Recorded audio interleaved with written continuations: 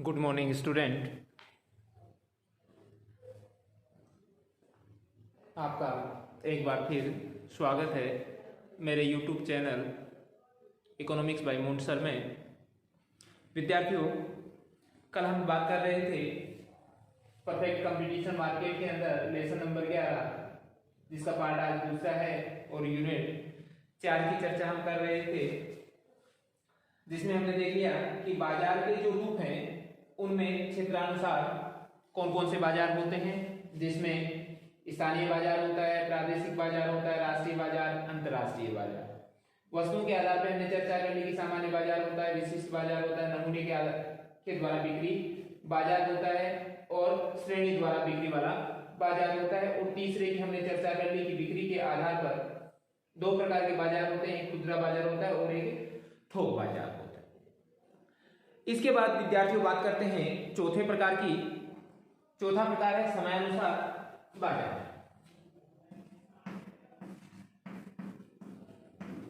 समयानुसार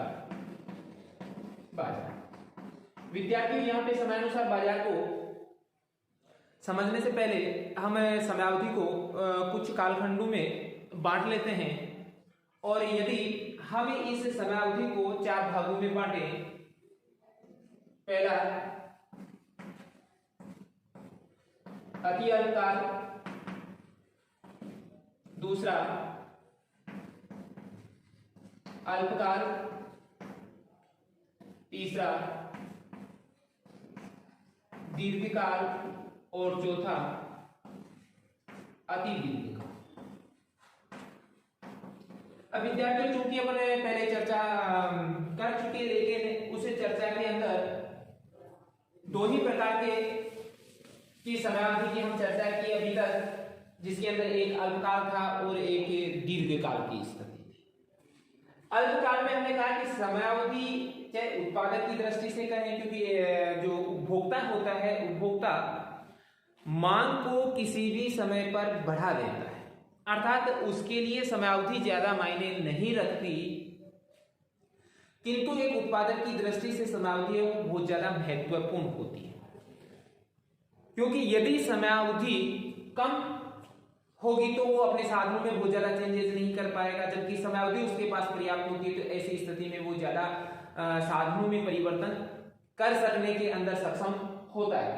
यहां पे हमने बात की कि अल्पकाल में वो कुछ साधनों में परिवर्तन करता है, दीर्घकाल में हमने बात की कि वो सभी साधनों में परिवर्तन कर लेता है। अब विद्यार्थियों, बात आती है कि इसके अलावा हमने केवल चर्चा की कि अल्पकाल की स्थिति में क्या साधनों की स्थिति होती है, दीर्घकाल में साधनों की स्थिति क्या होती है, जबकि हमारे पास 2 और यहां पे हमने जोड़ लिए, एक अति अल्पकाल और एक अति दीर्घकाल। विद्यार्थियों, अति अल्पकाल जो समयावधि है वो इतनी छोटी है या इतनी अल्प है कि उसके अंदर कोई भी उत्पादक अपने किसी भी साधन में कोई परिवर्तन नहीं कर सकता।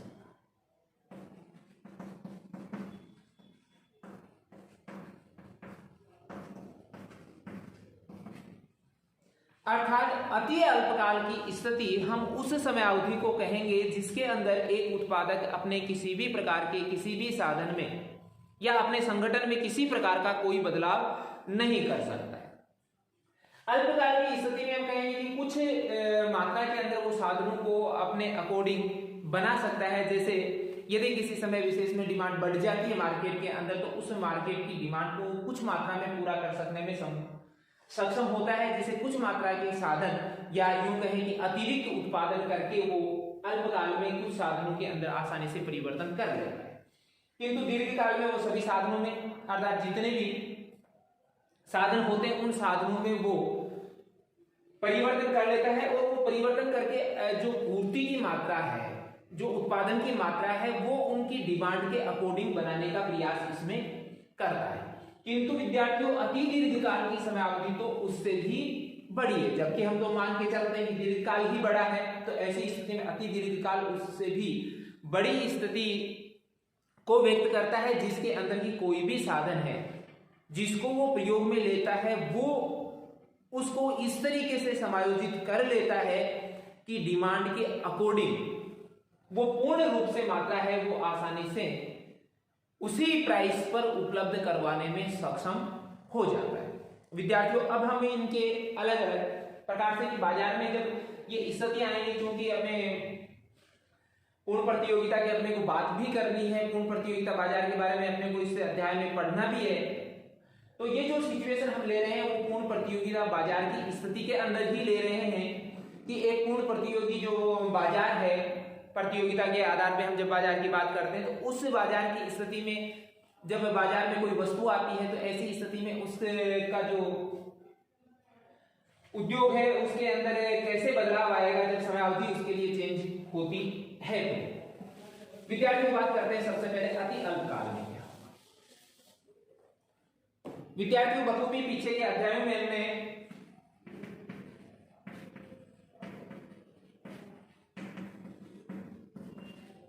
मांग और पूर्ति के बारे में पूर्ण रूप से हमने समझ लिया। यह भी देखा कि मांग वक्र कैसे होते हैं और पूर्ति वक्र कैसे होते हैं। विद्यार्थियों, संतुलन किसी अर्थव्यवस्था का उस बिंदु पर होता है या किसी व्यवसाय का उस बिंदु पर होता है जहां पर उसके लिए मांग और पूर्ति है वो बराबर होती है। क्योंकि समय अति अल्पकाल की स्थिति में है, x अक्ष पे अपन मात्रा ले रहे हैं, y अक्ष पे अपन कीमत ले रहे हैं। विद्यार्थियों, मान लीजिए कि कोई मांग वक्र है और वो मांग वक्र dd।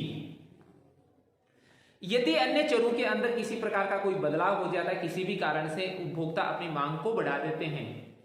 तो ऐसी स्थिति में मांग वक्र है वो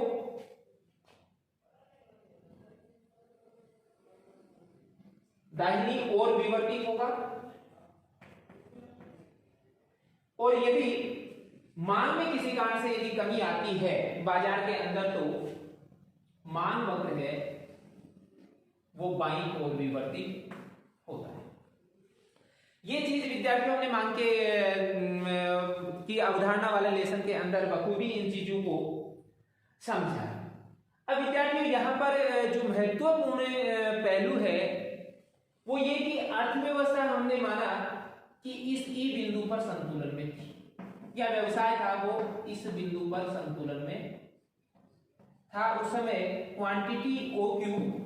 और प्राइसें थी वो OP के बराबर निर्धारित थी,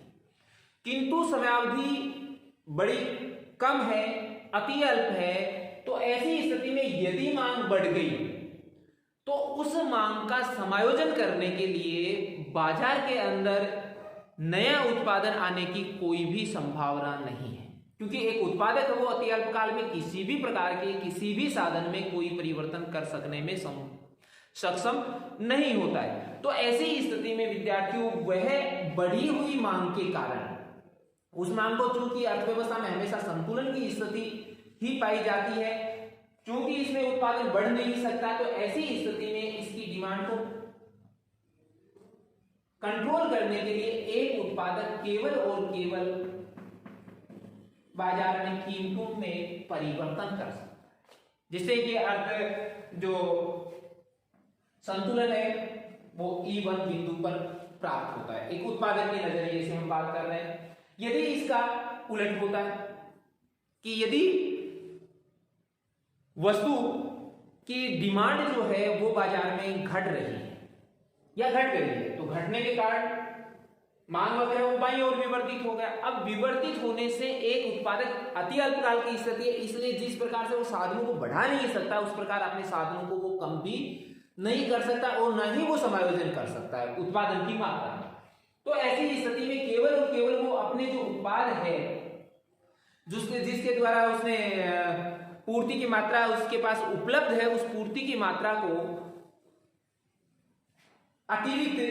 बिक्री के लिए केवल एक ही तरीके से कर सकता है कि वो अपनी कीमतों में क्या कर देगा,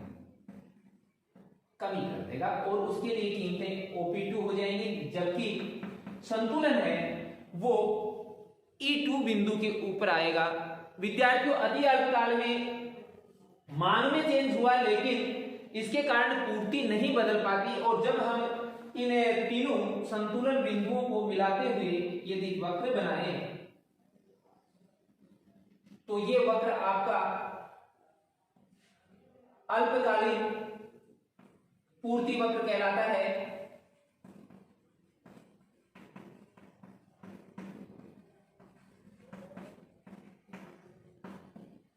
जो कि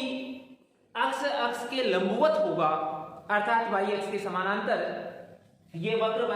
बनता है, जो कि हमें बताता है कि यदि अति अल्पकाल की स्थिति में बाजार में मांग बढ़ जाती है तो भी पूर्ति बढ़ पाना संभव नहीं होती है, क्योंकि एक उत्पादक अपने साधनों में किसी प्रकार से कोई बदलाव कर ही नहीं सकता। और यदि मांग घट भी जाती है तो भी वो अपनी पूर्ति की मात्रा को किसी भी रूप में प्रभावित कर सकने में सक्षम नहीं होता है। तो ऐसी स्थिति के अंदर जो अति अल्पकाल की स्थिति होती है तो उसके अंदर एक जो उत्पादक होता है उसके लिए जो पूर्ति वक्र बनेगा वो पूर्ति वक्र अक्ष के लंबवत होगा, अर्थात जिसका ढाल है वो अनंत प्रवृत्ति का होगा। अब बात करते हैं विद्यार्थियों की अति अल्पकाल की स्थिति के अंदर वो कोई भी चेंज नहीं कर सकता है, किंतु यदि स्थिति है वो अल्पकाल की हो,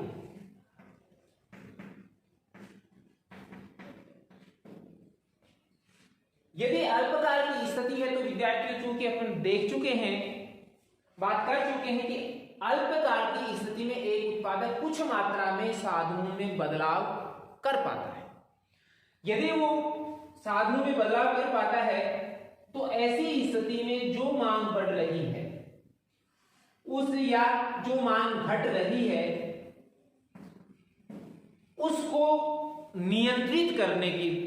के लिए कुछ मात्रा के अंदर अपने उत्पाद की पूर्ति को बढ़ाने में सफल हो जाता है। किंतु विद्यार्थियों यहाँ पे एक चीज जो महत्वपूर्ण है वो ये कि यदि मांग बढ़ रही है उसके साथ वो कुछ मात्रा में पूर्ति तो बढ़ा देगा, लेकिन पूर्ति वो उतनी नहीं बढ़ा पाएगा जितनी की उसकी मांग बढ़ रही है। इसलिए उस मांग को कंट्रोल करने के लिए यहाँ पर कीमतों में बदलाव है वो ज्यादा हो जाता है, जिसको यदि रेखा चित्र के माध्यम से अपन समझें। प्रारंभिक मांग वक्र डी है, मांग में यदि चेंज आता है तो ऐसी स्थिति में मांग वक्र, मांग बढ़ती है तो D1 होता है, और मांग में यदि कमी होती है तो मांग वक्र D2 होता है। यहां पे प्रारंभ में जो बाजार था वो संतुलन की अवस्था में ओपी कीमत, ओक्यू मात्रा और ई बिंदु पर संतुलन की स्थिति में था। जैसे ही मांग बढ़ती है तो मांग बढ़ने के कारण क्योंकि कीमतों पर प्रभाव पड़ेगा, क्योंकि मांग बढ़ रही है उसके तुलना में पूर्ति नहीं बढ़ पा रही है, लेकिन यहाँ पर उत्पादक है वो कुछ मात्रा में परिवर्तनशील साधनों के संयोग से कुछ मात्रा में वो पूर्ति को बढ़ाने में भी सफल होता है, किंतु पूर्ति उतनी नहीं बढ़ा पाता जितनी की मांग बढ़ रही होती है। इसलिए यहां पर मांग जो उत्पादन की मात्रा है वो जिस मात्रा में बढ़ती है उससे भी ज्यादा मात्रा में यहाँ पे कीमतों के अंदर बदलाव अपने को देखने को मिलता है, और अर्थव्यवस्था इस अवस्था में या बाजार है वो E1 बिंदु पर संतुलन की अवस्था में होता है। ऐसे ही यदि विद्यार्थियों तीसरी कंडीशन की हम बात करें तो यदि मांग घट जाती है तो भी उत्पादक है, क्योंकि सभी साधनों में वो एक साथ बदलाव बहुत ज्यादा मात्रा में नहीं कर सकता, इसलिए मात्रा है वो कम घटती है, जबकि उसकी अपेक्षा कीमतें एक उत्पादक है वो अधिक घटाने में सफल होता है। जब इन तीनों बिंदुओं को हम मिलाते हुए वक्र का निर्माण करें तो विद्यार्थियों अपने को जो वक्र प्राप्त होगा वो अल्पकालीन पूर्ति वक्र कहलाएगा। SS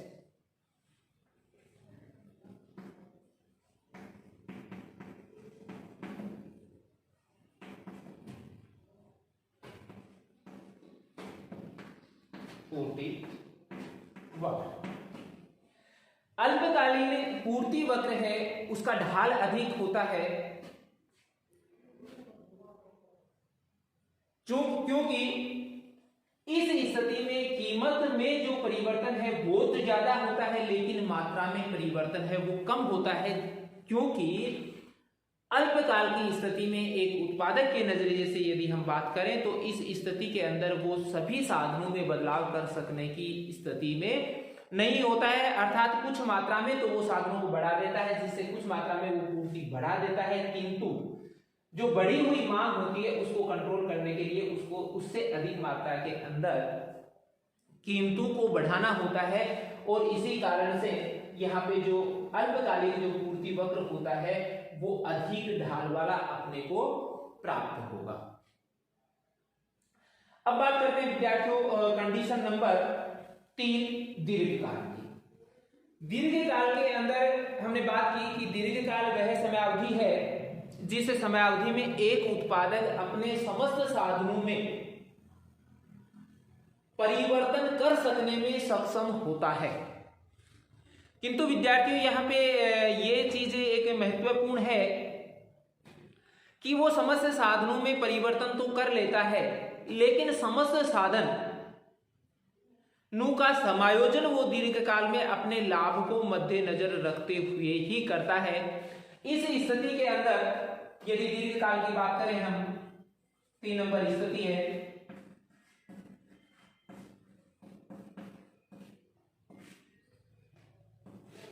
तो इस स्थिति में यदि किसी प्रकार से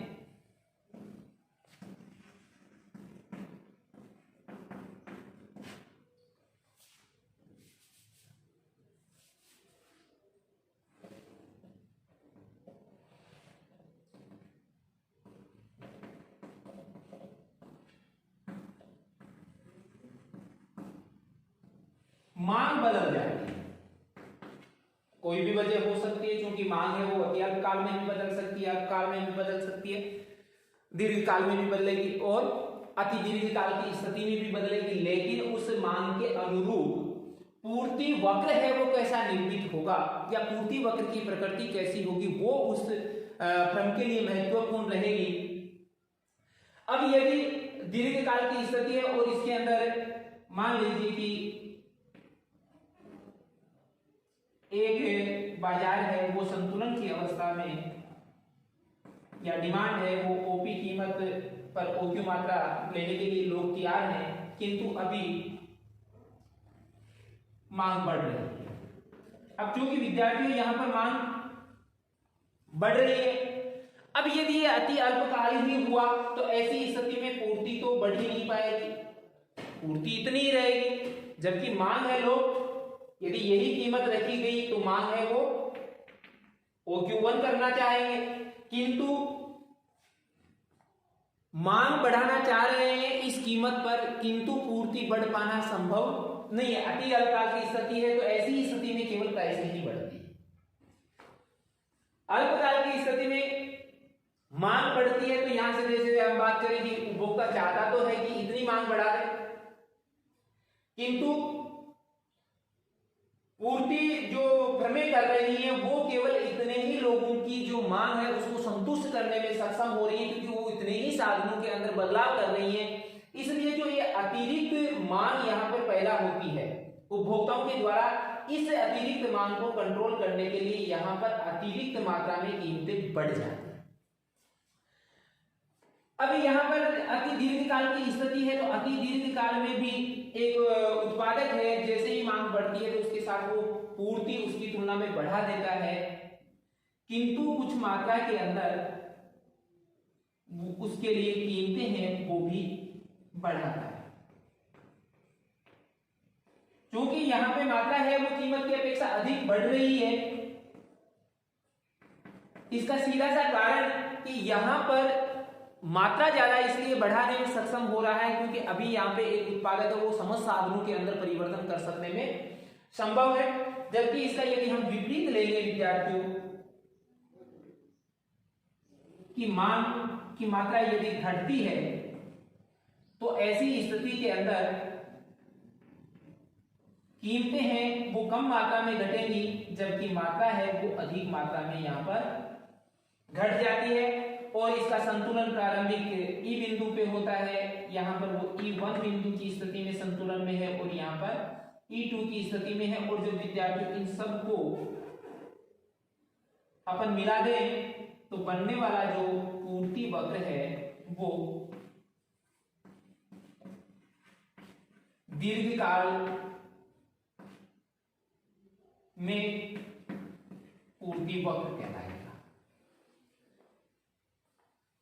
विद्यार्थियों यहाँ पे जो समझने की महत्वपूर्ण जो बात थी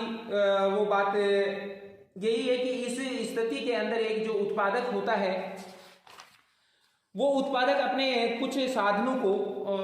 सभी साधनों को बढ़ा लेता है, सभी में परिवर्तन कर लेता है,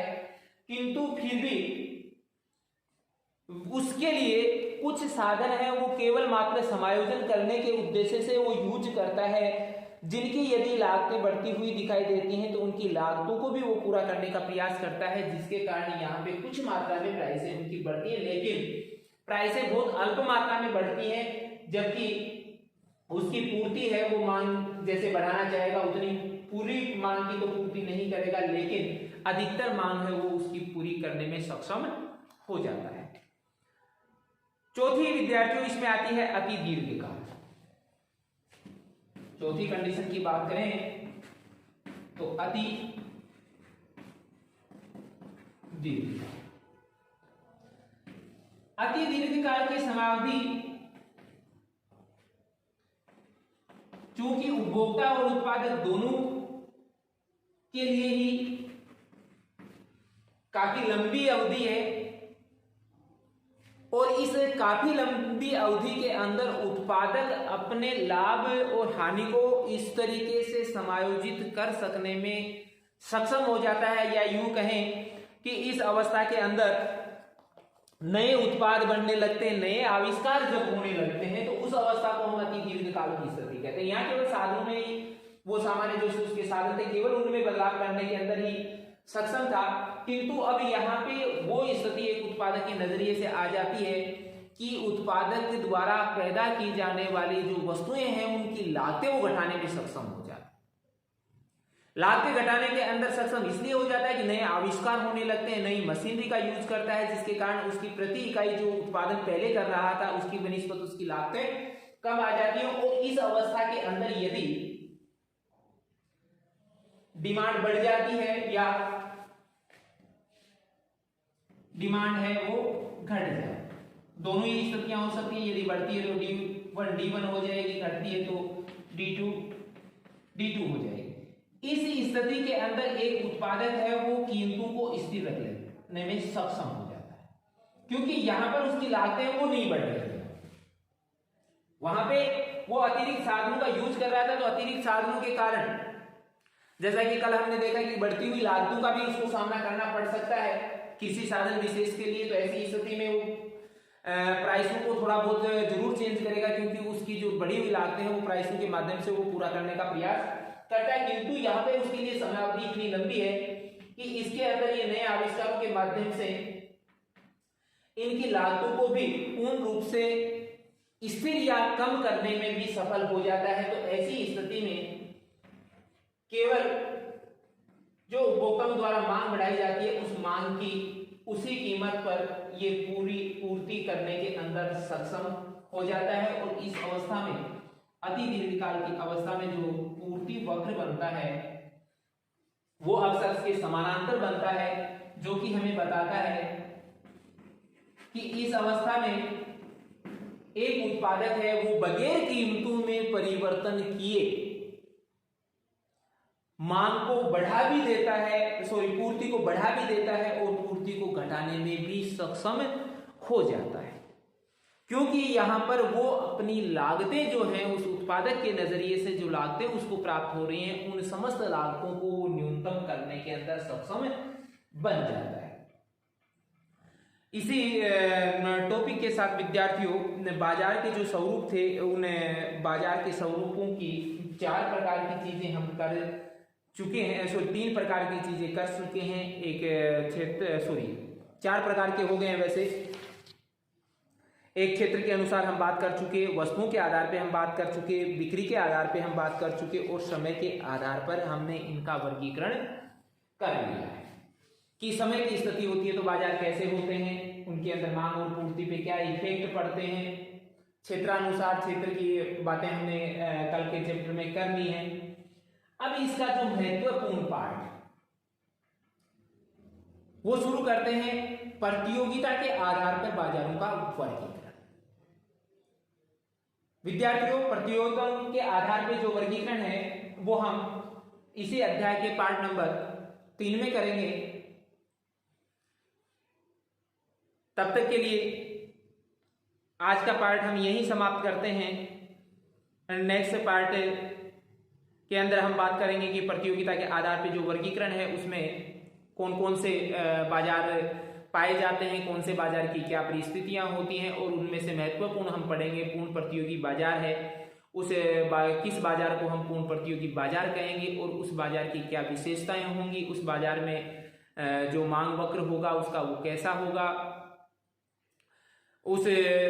बाजार में एक फर्म है वो किस प्रकार से व्यवहार करेगी। इन समस्त चीजों की चर्चा हम नेक्स्ट पार्ट में करेंगे। तब तक के लिए आप सबका धन्यवाद।